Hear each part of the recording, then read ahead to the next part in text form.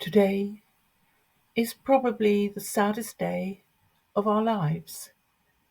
It's just that many of us won't know it yet. Today, international law broke down for good. Today, as the news coming out of Shifa hospital, crime upon crime has been committed in that place by the Israeli thugs. Torture, death, mutilation, destruction. And at the same time, we hear the Israelis have also bombed an embassy. Embassies are exempt and protected under international law. Yet there are no cries. No one is shouting out that this is wrong. When you bomb an embassy, it means that you no longer want to continue diplomatic relations with that country. And without diplomatic relations, poor as they may be at the moment, without this dialogue, the hope for peace in this world starts to disintegrate at a greater rate than ever before. We watch genocide daily. We watch murders, starvation, destruction. And yet, the government of the UK, the government who spends my tax money, is encouraging such vile and vicious and sadistic acts. The government of the UK is arming Israel. It is funding Israel. It is an accessory, if not a perpetrator, of genocide. The Palestinian people herded on their small strip of land from one place to another, when no place is safe, despite reassurances.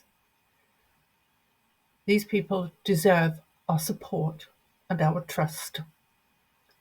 And if we do not fight for them now, we could be next. With the breakdown of international law, the abandonment of Geneva Conventions, we have no protection against tyranny.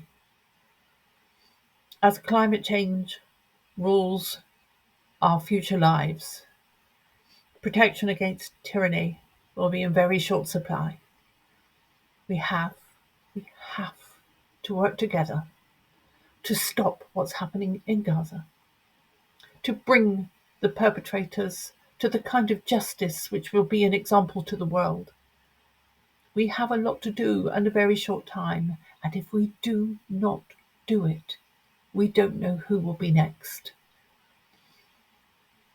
And as genuinely investigative news agencies and journalists are shut down one by one, the news of what's happening around us will be constricted to what the powers that govern us want us to see and hear.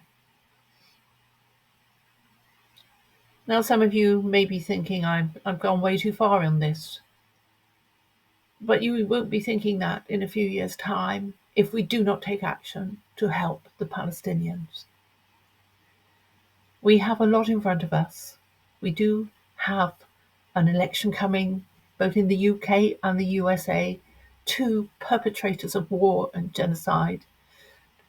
Together with Europe, the white colonial settler nations who have raped and pillaged their way across the world in the hundreds of years before now, will continue just as they are in Palestine right now. So let's wake up. Let's wake up and not vote for the least worst option coming up, because there is no least worst option. There is only bad options or taking a chance on independent candidates, many of whom will be stepping up to the plate in the run-up to the British elections. Give them a chance, give me a chance, give us all a chance to clean out the filthy politics in Westminster at the moment. Never again must genocide be seen as a career move for a politician. We need moral arguments, moral debates. You and your vote are being held in contempt by this government. We're soon going to have a chance to change that. Your vote does count. You count. Your family counts. Money spent on war and munitions is money that should be spent on your life, your transport, your education, your healthcare. So let's change this before the next trillionaires scoop up what's left of the money in the pie or the cake or the bag or whatever you want to call it. Inequality is growing too fast. We absolutely have to stop what's happening right now.